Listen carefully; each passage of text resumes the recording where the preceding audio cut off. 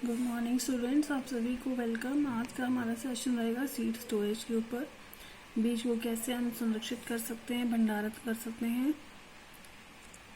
देखिए general principles क्या हैं सीड स्टोरेज के। तो यहाँ पर हम बात करेंगे दो चीज़ों की, एक तो टेम्परेचर, दूसरा रिलेटिव ह्यूमिडिटी। रिलेटिव ह्यूमिडिटी और टेम्परेचर जो है कॉन्स्टेंट लगातार जो है अकॉर्डिंग टू नेचुरल एनवायरनमेंट और रूम टेम्परेचर चेंज है इसमें दोनों चीज़ों में।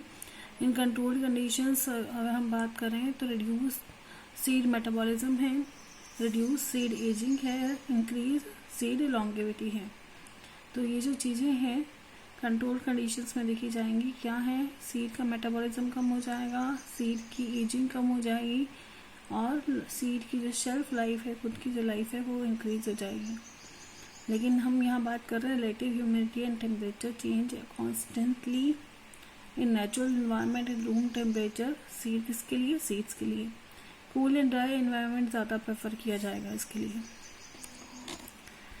प्रेजेंट सिचुएशन क्या कह रही है कि हार्वेस्टिंग से लेकर कंजप्शन तक 20 to 25% ग्रेन की जो वैल्यू है वो लॉस्ट हो रही है। तो यहाँ पे पढ़ेंगे हम कौन सी पोस्ट हार्वेस्ट स्टेजेस हैं और कहाँ कहाँ पे कितना कितना जो परसेंटेज लॉस हो रहा है।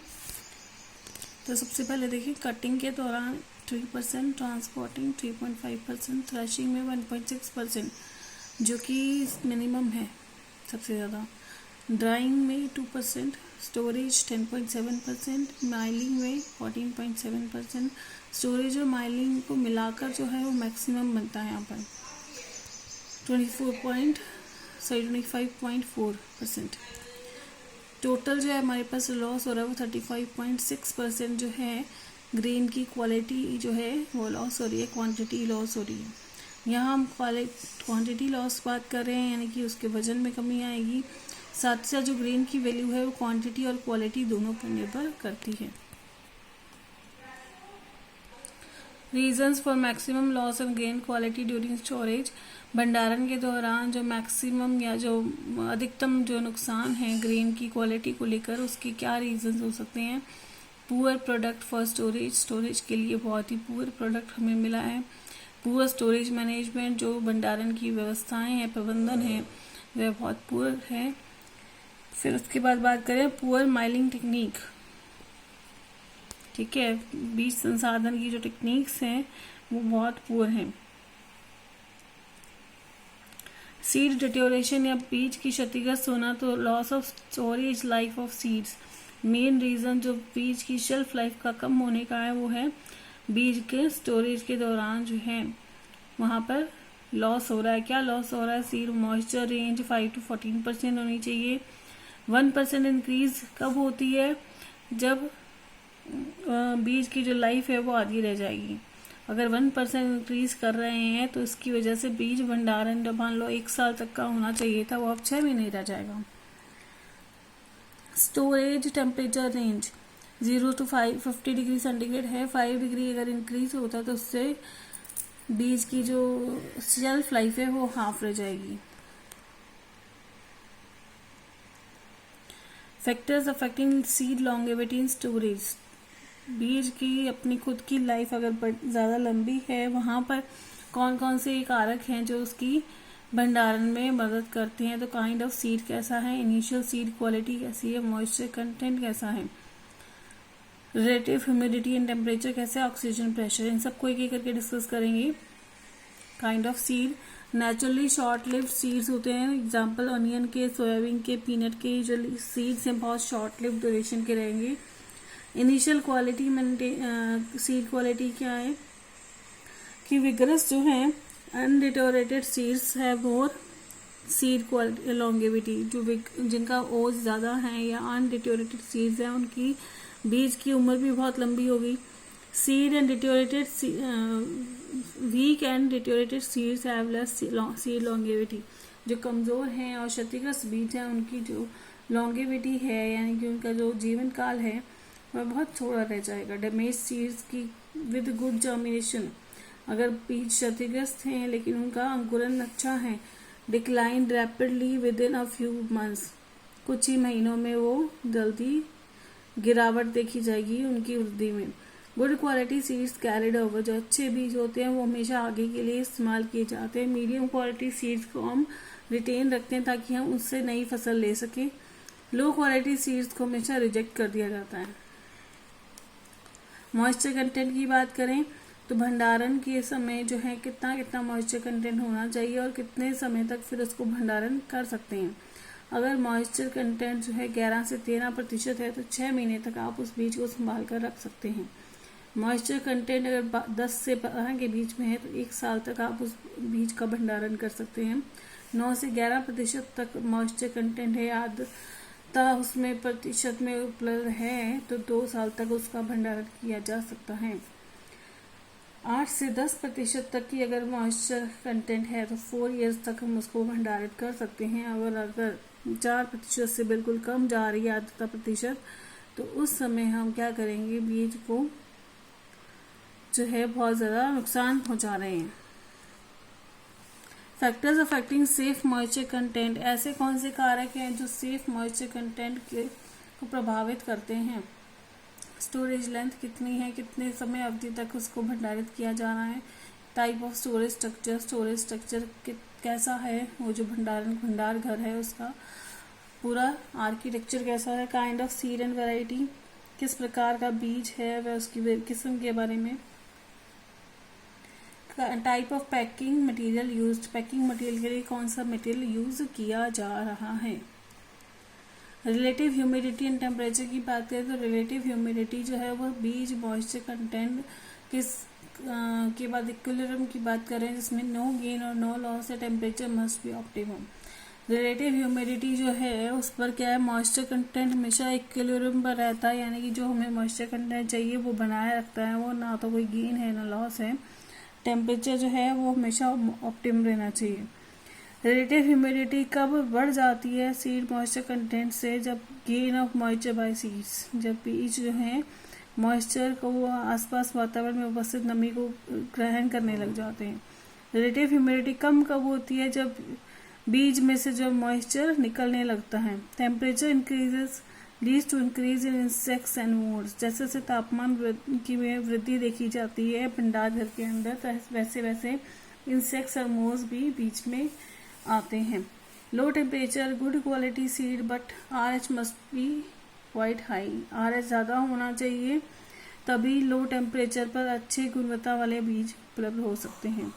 Good cold storage maintains RH up to 60%, cold storage में सापेक्ष आर्द्रता जो है वो 60% रखी जाती है। ऑक्सीजन प्रेशर की बात करें तो ऑक्सीजन प्रेशर में हम बात कर रहे हैं कि storage life inversely proportional to oxygen pressure, antioxidants should be used. Storage life जो है हमेशा इन्वर्सली प्रोपोर्शनल है ऑक्सीजन प्रेशर के और एंटीऑक्सीडेंट्स यूज करने चाहिए।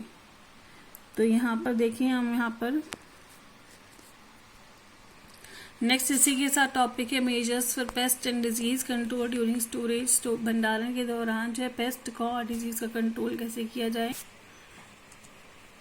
यहाँ पर देखिए सैनिटेशन की बात कर रहे हैं, साफ सफाई प्रॉपर होनी चाहिए जो भंडारघर है वहाँ, ताकि हम इंसेक्ट्स और रोडेंट्स को बचाया जा सके, वहाँ ना आए वो इंसेक्ट और rodents. The seed store should be thoroughly clean, insecticide should be spread once a year in the seed store.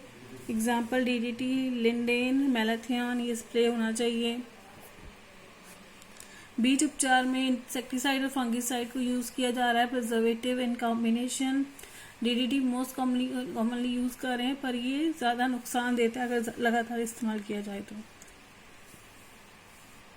Fumigation, it is effective only in air tight store, जहाँ पे बंद रहते हैं स्टोर्स वहाँ पर ये इफेक्टिव है। इससे appropriate dosages effectively control insects, इसकी प्रॉपर डोज जो है वो इंसेक्ट्स को कंट्रोल करने में हेल्प करेगी। High concentration adversely affect seed germination, बहुत ज़्यादा कंसंट्रेशन हुई तो एडवर्सली उसको प्रभावित करेगी, किसको, बीज के अंकुरण को। नेक्स्ट देखें, at temperature low 30 degree centigrade less than 12% seed moisture क्या हुआ। केमिकल्स जो यूज़ किए जा रहे हैं फ्यूमिगेशन के उनके नाम बताए गए हैं। Methyl bromide, hydrogen cyanide, phosphine, Phostoxin, ethylene chloride, carbon tetrachloride, carbon disulphide, naphthalene. Seed moisture content की बात करें, कोई एक्टिविटी नोटिस नहीं की जाएगी अगर 8% से कम सीड मॉइस्चर है, ये ज़्यादा सुटेबल रहेगा। अगर 8% से कम कर दिया जाए तो नो इंसेक्ट एक्टिविटी कोई भी नहीं होगी। टेम्परेचर रिलेटिव ह्यूमिडिटी कंट्रोल की बात करें, लो टेम्परेचर पर seed viability and seed vigour remain high. कम तापमान पे जो है सीड का जो ओज है और सीड की जो जीव क्षमता है वो बनी रहती है और उच्च दर पे बनी रहती है। वी कैन कंट्रोल टेम्परेचर को कंट्रोल करने के लिए क्या है, वेंटिलेशन हवादार होने चाहिए, खुली खिड़कियाँ दरवाजे होनी चाहिए, उसमें खिड़कियाँ रोशनदान होनी चाहिए, जिसकी वजह से वो वेंटिलेशन वहाँ पे एयर का सर्कुलेशन प्रॉपर हो। इंसुलेशन मीन्स अंदर का टेम्परेचर जो मेंटेन किया हुआ है बाहर के टेम्परेचर से इफेक्टेड ना हो।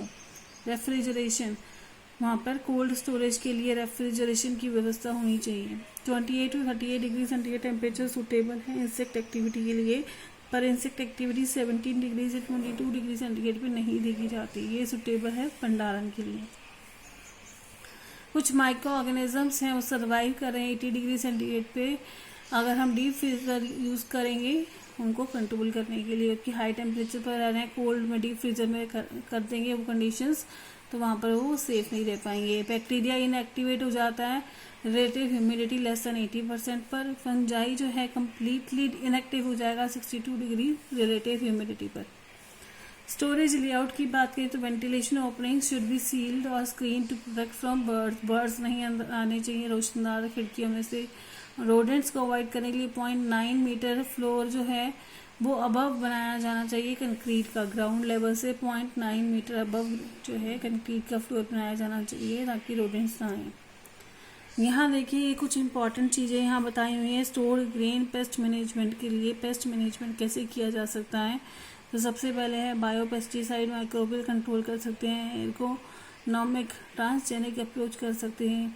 फिर हम बात कर रहे हैं कल्चर कंट्रोल की, जिसमें कि हम स्टोरेज एंड सील्ड कंटेनर्स की बात कर रहे हैं। Sand, ash, harvesting time, alternate होज, intercropping, cleanliness, vegetable oil. Physical control में हम बात करने जा रहे हैं storing unthreshed pulses, use of carbon dioxide control by temperature regulation, gamma radiation, small dust की बात कर रहे हैं। नेक्स्ट है रेजिस्टेंस वेराइटीज।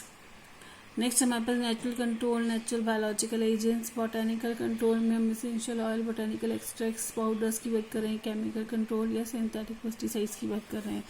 तो ये थोड़ा सा पेस्ट कंट्रोल जो स्टोर ग्रेन पेस्ट मैनेजमेंट का दिया हुआ है। लास्ट जो थैंक यू आप सब ने ये वीडियो देखी। आप सबसे रिक्वेस्ट है कि आप वीडियो को लाइक करें, शेयर करें मैक्सिमम और सब्सक्राइब करें चैनल को नए लेटेस्ट वीडियोस के लिए। Thank you.